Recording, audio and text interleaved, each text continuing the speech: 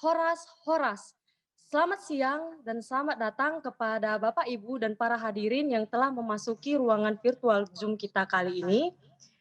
Pertama-tama, marilah kita panjatkan puji dan syukur kepada Tuhan Yang Maha Esa atas berkat dan karunia-Nya kita masih diberikan kesehatan hingga sekarang ini.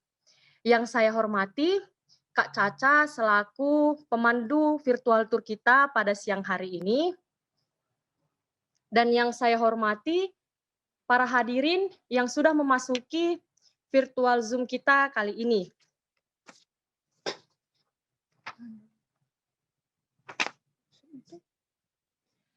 Baiklah, Bapak, Ibu, dan para hadirin, adapun judul yang virtual tour kita pada siang hari ini yaitu Jelajah The Pearl of Lake Toba.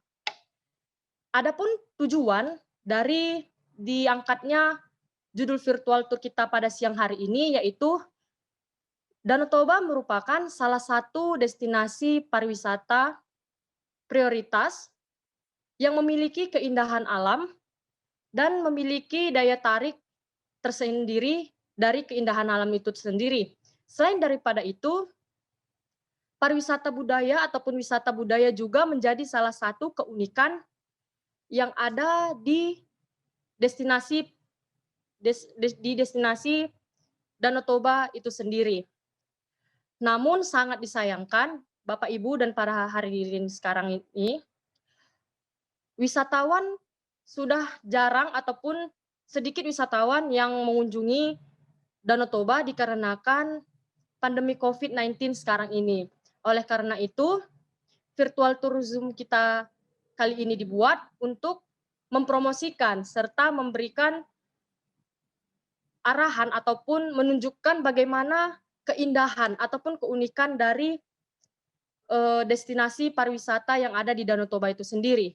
Nah, selain daripada itu juga, virtual tour kita kali ini merupakan proyek dari tugas akhir dari pemandu virtual tour kita kali ini, yaitu Kak Caca.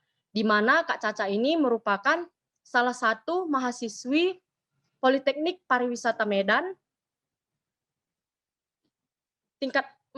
maksud saya mahasiswa tingkat akhir di Politeknik Pariwisata Medan, yang di mana kakak ini salah satu mahasiswa yang di jurusan Manajemen Usaha Perjalanan Wisata. Nah, tanpa mengulur-ngulur waktu lagi, izinkanlah saya memperkenalkan diri terlebih dahulu, karena ada pepatah yang mengatakan, tak kenal maka tak sayang. Maka Bapak, Ibu, dan para hadirin sekalian, izinkanlah saya untuk memperkenalkan diri saya terlebih dahulu. Perkenalkan, nama saya Sri Aliminaita sebagai moderator virtual tour kita pada siang hari ini. Baiklah, Bapak, Ibu, tanpa mengulur waktu lama lagi, mari kita mulai virtual tour kita pada siang hari ini. Dan kepada Kak Caca, langsung saja saya lemparkan agar virtual tour kita ini dapat kita mulai. Kepada Kak Caca, saya persilahkan. Oke, baik. Selamat siang semuanya. Assalamualaikum warahmatullahi wabarakatuh.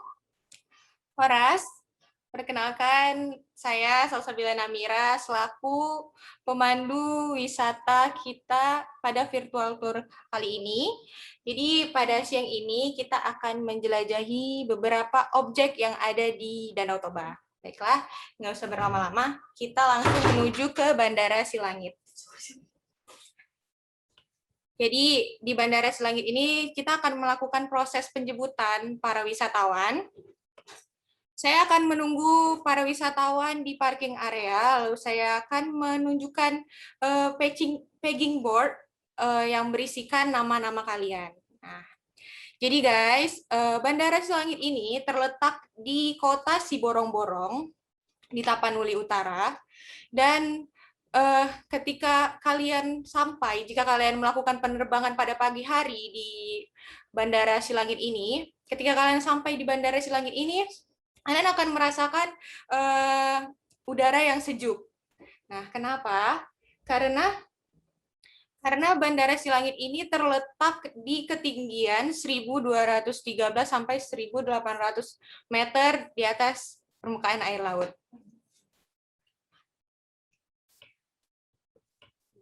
Nah, setelah dari sini, saya akan memberi kalian waktu untuk mempersiapkan barang-barang kalian untuk menuju bus, lalu kita akan melanjutkan perjalanan kita selanjutnya.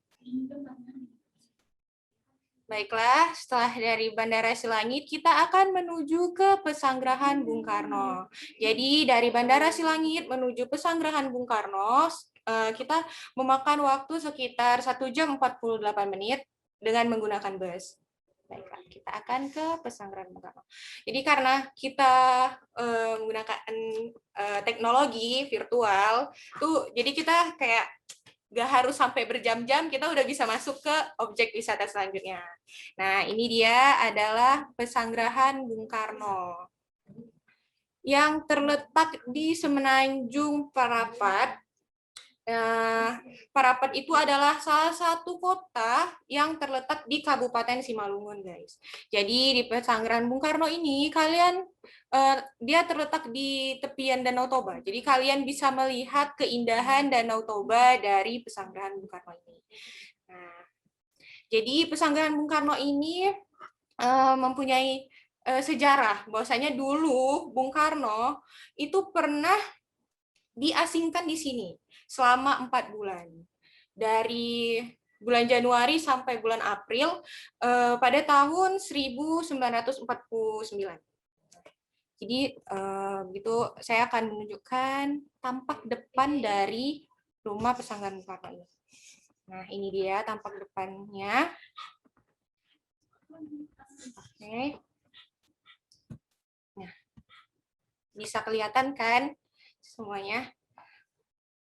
Jadi kita sebenarnya bisa saja masuk ke dalam pesanggerahan ini, ke dalam rumahnya, tetapi jikalau ada yang menjaga, karena setiap hari itu maksudnya penjaganya tuh nggak setiap hari ada di sini, jadi nggak bisa sembarangan masuk juga untuk masuk ke dalam sini. Jadi di dalam rumah Bung Karno ini masih terdapat peninggalannya Soekarno, benda-benda bersejarahnya itu kayak lukisan-lukisannya, terus tempat tidurnya, kursinya, dan lain sebagainya. Itu masih ada di dalam sini. Baiklah, setelah dari Pesanggerahan Bung Karno ini, kita akan naik kapal, guys. Kita naik kapal menuju Batu Gantung. Oke. Nih, kita tuh kalau misalnya ke Danau Toba ya, kalau misalnya kita nggak naik kapal tuh rasanya kayak kurang lengkap nggak sih? Nah, jadi kita mau jalan-jalan ke Batu Gantung menggunakan kapal. Nah, jadi dari Pesanggerahan Bung Karno ke Batu Gantung itu sekitar 45 menit, guys, menggunakan kapal. Oke. Kita jalan menuju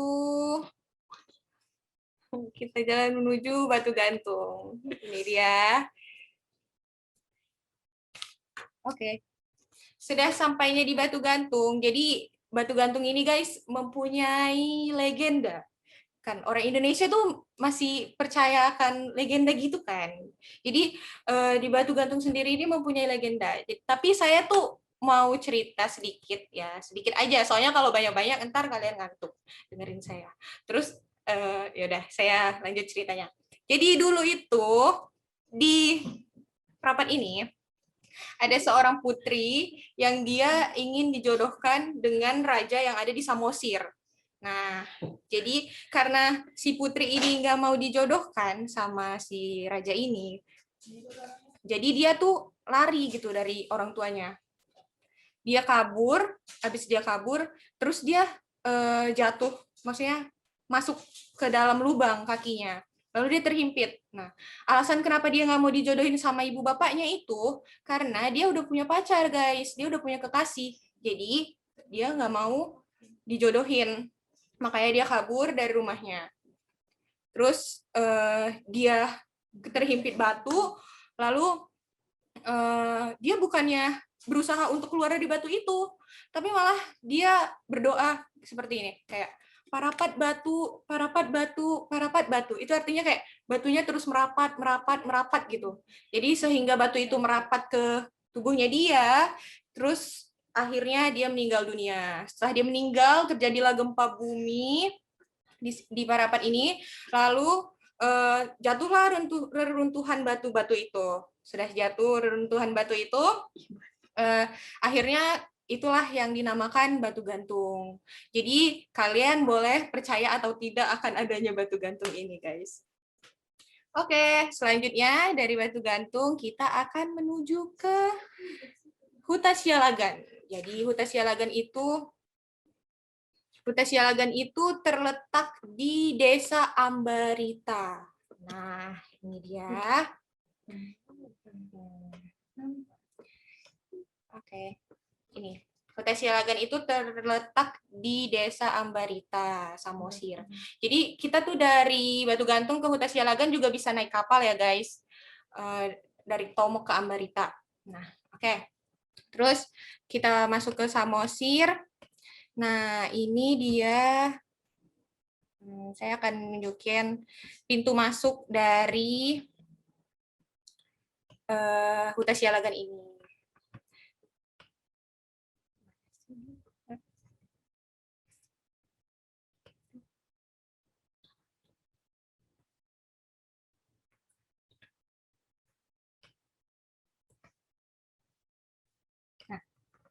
Nah, ini jadi sesampainya kita di Huta Sialagan, kita akan melihat pintu masuknya seperti ini. Ini adalah patung yang bernama Panghulu Balang, guys. Jadi patung Panghulu Balang ini adalah patung yang dia ibaratkan sebagai penjaga desa. Oh ya, sebelum itu saya mau ngasih tahu kalau misalnya huta itu artinya desa, guys, dalam bahasa Batak. Nah, jadi di setiap desa yang ada di Danau Toba itu mempunyai satu raja. Nah, kalau di desa yang di Ambarita ini, nama rajanya adalah Raja Sialagan. Oke, kita masuk ke dalam Huta Sialagannya. Nah, ini. Oke, nah, jadi di dalam Huta Sialagan ini kan, nanti ketika masuk kalian melihat ada beberapa rumah adat. Nah, rumah-rumah adat itu rumah yang ditinggalkan, yang ditempati oleh raja-raja. Terus di sini juga kita bisa melakukan aktivitas, ya kan? Seperti kita bisa nari tortor bareng dengan guide yang ada di sana. Dengan warga yang ada di sana juga kita bisa nari tortor. Terus di Huta Sialagan ini kita akan mendengarkan cerita tentang kanibalisme. Apa kalian pernah dengar nggak sih kalau misalnya orang Batak itu dia kalau misalnya lagi marah tuh kayak kumakan kau ya gitu. Pernah dengar nggak sih kayak gitu? Nah, jadi di Samosir ini ceritanya itu dulu ada satu kampung yang namanya Kampung Huta Sialagan ini. Dia tuh berceritakan kalau misalnya mereka itu makan orang. Nah, makan orang itu ada penyebabnya, guys. Mereka itu maksudnya jadi kanibal karena mereka memberi hukuman kepada orang yang jahat yang ada di desa itu. Jadi, oh ya, sekedar informasi juga, kenapa nama desa ini adalah Ambarita? Ambarita itu adalah bahasa Batak yang artinya yang sebenarnya Ambarita itu bahasa Batak yang dia namanya itu sebenarnya gimana sih, kayak Tarbarita gitu. Tarbarita itu artinya terkenal. Jadi kenapa kampung ini terkenal? Kenapa Ambarita ini terkenal? Terkenalnya karena dia kanibalisme, karena dia ada cerita tentang kanibalisme gitu. Jadi kayak terkenal gitu kampungnya, kampung Ambarita ini. Oke, jadi saya sedikit mau ngasih tahu juga ya. Ini tuh rumah Batak nih. Rumah Batak ini terdiri dari 3 bagian kan. Jadi yang bagian pertama itu ada atapnya. Nah, atapnya itu biasanya orang Batak itu menyimpan makanan ya seperti padi itu di atas atap ini. Nah, Jadi di bagian tengahnya ini biasanya mereka untuk tempat tinggal mereka, dan yang di bagian bawah ini biasanya untuk hewan ternak. Nah, jadi kenapa orang yang kan nanti tuh mereka tuh kalau misalnya ada orang yang jahat, terus mereka kan bakal dikasih hukuman tuh di sana. Jadi mereka tuh yang jahat itu diletakkan di dalam ini, di bawah rumah Batak ini. Nah, biasanya rumah Batak ini itu bawahnya untuk penyimpanan, bukan, tempat tinggalnya hewan gitu. Jadi ya kandang hewan. Jadi mereka diletakkan di bawah ini karena mereka dianggap derajatnya itu sama dengan hewan karena mereka udah melakukan kejahatan. Jadi kejahatan yang akan kena imbalan seperti dipancung itu, nah itu kejahatan seperti mereka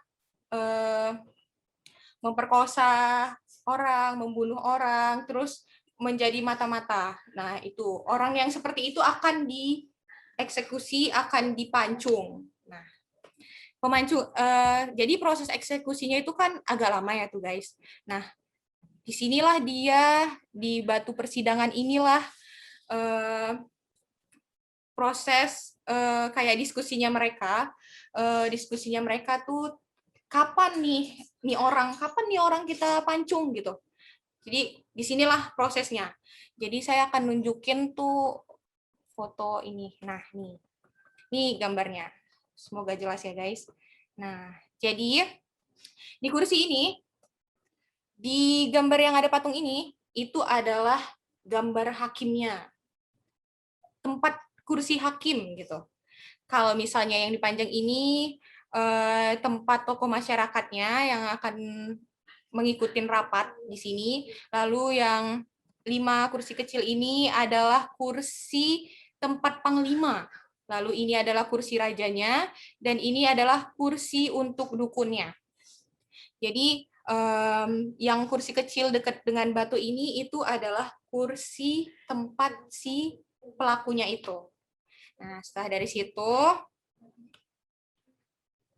mereka berbincang, berdiskusi tentang kapan nih mau dieksekusi.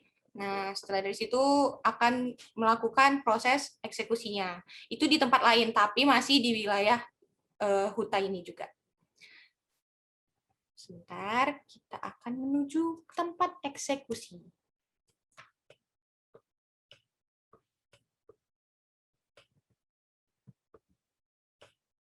Kita akan menuju tempat eksekusinya, guys.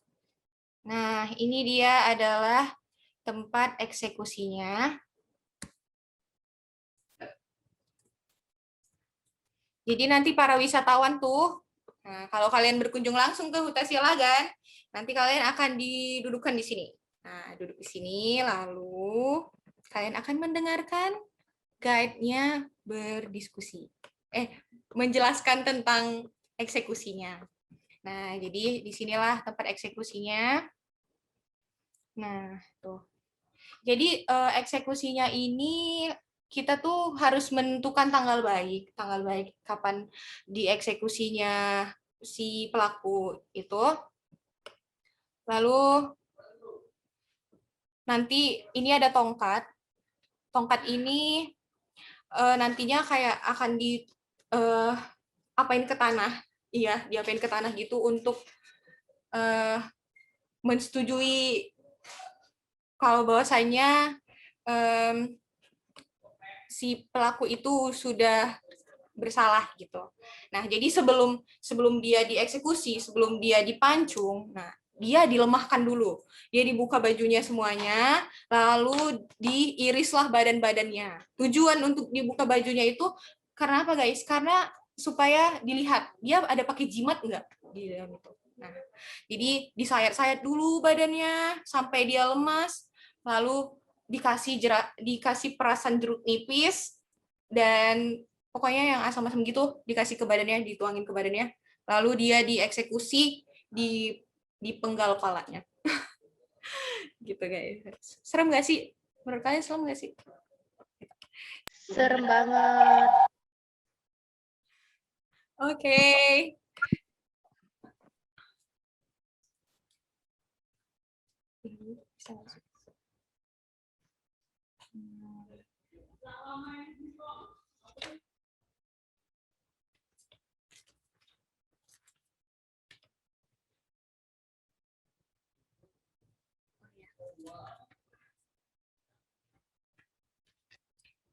Oke, bentar ya guys.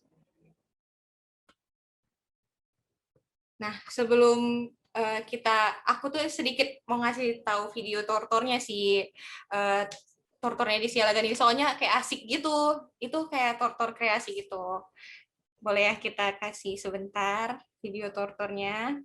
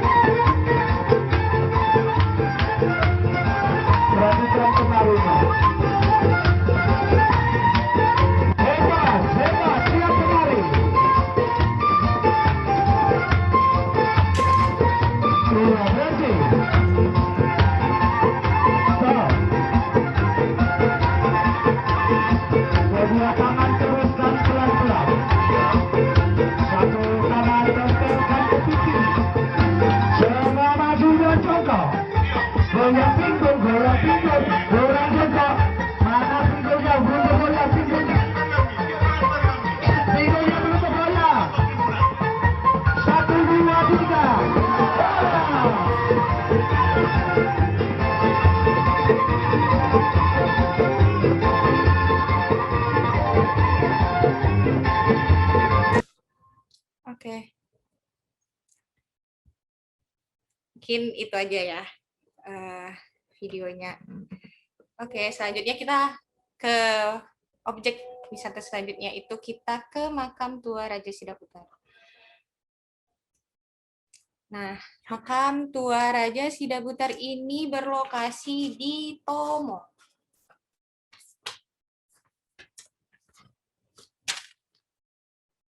Nah, jadi Tomok itu guys adalah salah satu kampung Batak yang pertama. Ya, kampung Batak. Jadi di Tomok ini kita bisa melihat situs megalitikum. Jadi makam tuanya itu terbuat dari batu yang diukir. Nah, jadi oke.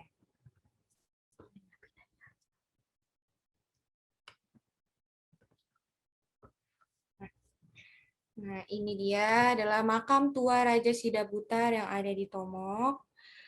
Jadi sebelum masuk ke makam tua ini, guys, kita harus menggunakan ulos dan tudung gitu di atas kepala untuk masuk ke dalam sini.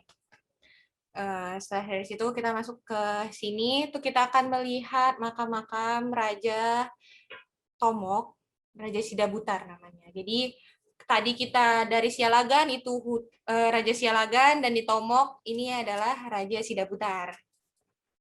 Sidaputar Skin.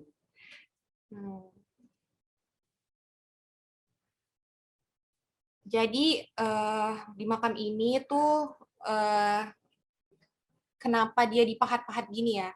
Karena dulu tuh nggak punya kamera kan kita. Jadi para raja-raja sengaja untuk memahat wajahnya agar nantinya para generasi mereka bisa mengetahui bahwasanya oh gini nih bentuk raja gue gitu. Jadi nah di sinilah tuh.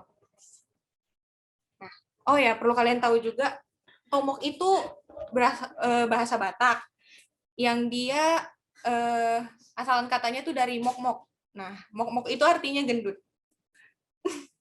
Jadi Tomok itu artinya gendut. Jadi dulu rajanya tuh gendut, guys. Nah, terus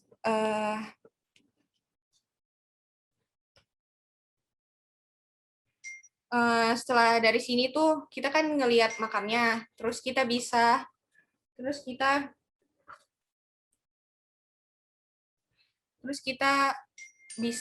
nggak harus nggak cuman bisa ngelihat situs megalitikumnya, tetapi kita juga bisa berbelanja di Tomok ini.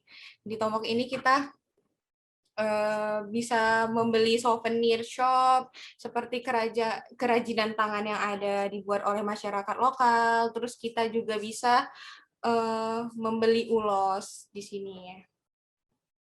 Oke.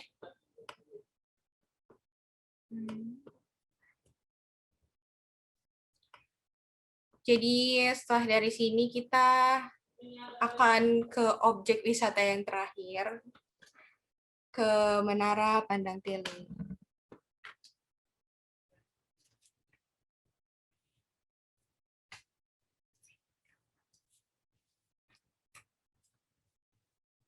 Nah, guys, di Menara Pandang Tele ini, dia terletak di Samosir juga, Menara Pandang Tele. Kalian bisa melihat panorama keindahan Danau Toba dari berbagai sisi. Ini ya. Kalian bisa melihat Pusuk Buhit dari sini, guys. Terus kalian bisa melihat air terjun Sempuren Efrata, tuh daerah-daerah sini. Jadi keindahan alam Danau Toba itu gimana ya? Indah banget kan? Apalagi kalau misalnya kita bisa langsung berkunjung di sana gitu. Kalau virtual tour kita, kalau aku tanya apakah kalian puas gitu kalau misalnya ngelakuin virtual tour tanpa langsung datang ke sana?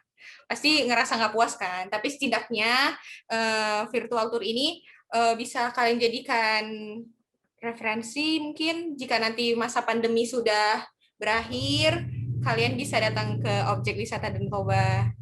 Sebenarnya masih banyak banget objek wisata yang ada di Danau Toba ini. Oh ya, kalau misalnya kalian ke Tele ini, kalian masuknya tuh ada bayaran ya guys, 7.000 satu orang. Nah, jadi nanti kalian bisa masuk terus naik ke atasnya, ngelihat dah semua tuh, semua pemandangan Danau Toba yang begitu indah. Gitu. Jadi, oh ya, saya mau kasih tahu juga kalau misalnya Menara Pandang Tele ini terletak di Kecamatan Harian Samosir. Nah, jadi sudah mungkin kayak ini objek terakhir kita ya. Kita akan menuju lagi ke Bandara Silangit untuk balik ke rumah masing-masing. Sedih ya guys, walaupun virtual tour tapi kayak turnya itu berakhir kayak sedih gitu. Ya. Oke, selanjutnya kita balik lagi nih ke Bandara Silangit. Sampai berjumpa lagi ya semua wisatawan-wisatawan virtualku. Semoga nanti setelah masa pandemi ini kita dapat ketemu beneran. Oke. Kita udah kelihatan ya Bandara Silangitnya. Nah, kita udah sampai di Bandara Silangit lagi.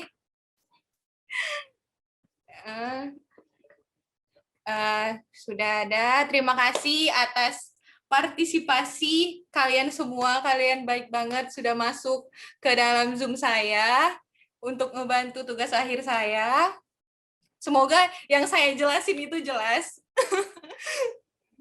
Terus, kalau misalnya kalian ada yang mau bertanya juga boleh sih. Sekarang masih bisa. Tapi kalau misalnya nggak ada, kalau misalnya ngerasa puas dengan apa yang saya jelaskan, terima kasih semuanya. Saya kembaliin ke adik saya tersayang, Ale. Baik, Kak. Luar biasa sekali ya, Kak, virtual tour kita sekarang ini ya kan, Kak. Tapi yang kayak Kakak bilang itu tadi, Kak, kalau seumpamanya virtual tour ini dilakuin kayak ibaratkan kayak nggak dapet feel-nya gitu.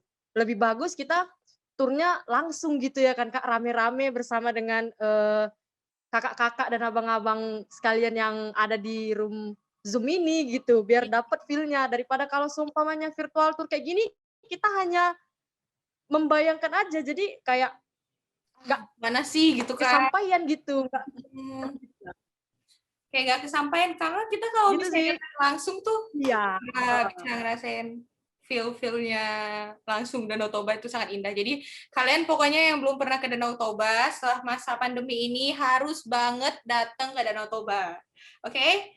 Kalau misalnya kalian mau ke Danau Toba bisa ajak gue. Ya nggak, Le? Bisa langsung hubungin.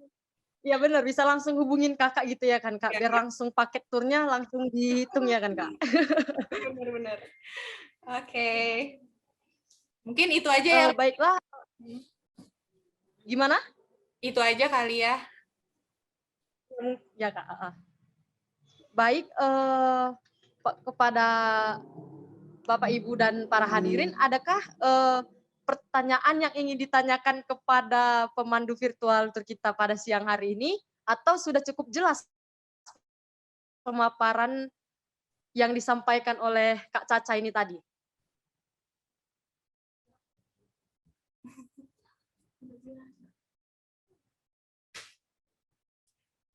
Sudah jelas.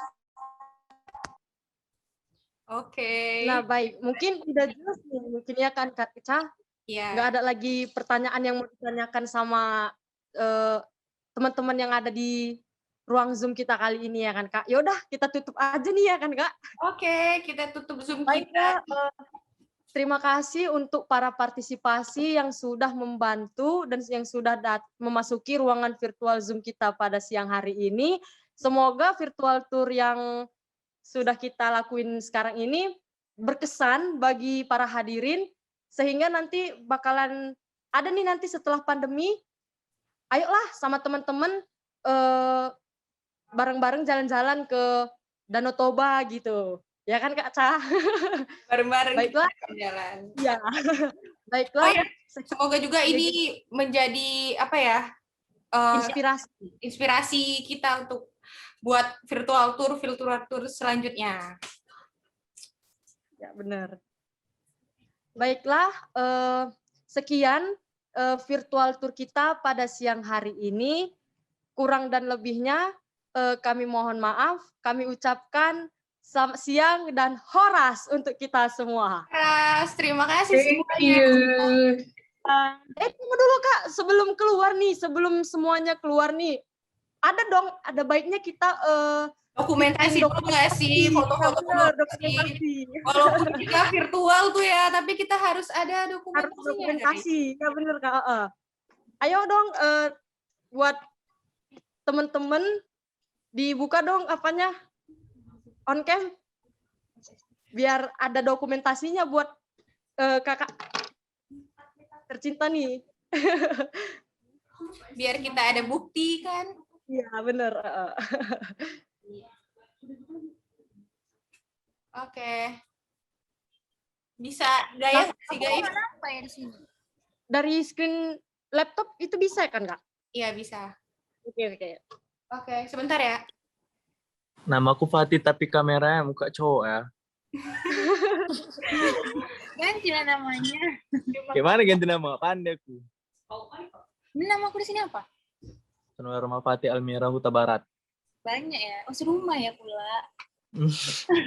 Gila nggak ngajak bah, udah di rumah baru. Udah pada on cam nggak nih? Udah kakak. Udah nih Kak, udah semua nih kayaknya nih. Boleh senyum nggak sih abang yang itu? Berikan senyuman yang terbaik gitu ya kan Kak, karena kan ini kan virtual tour kita udah berjalan dengan baik gitu kan Kak. Iya, masa? Oke, senyum ya semuanya. Boleh Kak, cheese. Oke. Tunggu. Oke, sudah. Terima kasih semuanya, kalian baik banget. Dapat souvenir ya. Ya, nanti. Souvenir khas Danau Toba. Nanti sampai bertemu lagi ya di virtual tour saya selanjutnya. Oke, terima kasih. Terima kasih Bu Caca. Dadah. Caca. Sampai jumpa di virtual tour selanjutnya. Bye.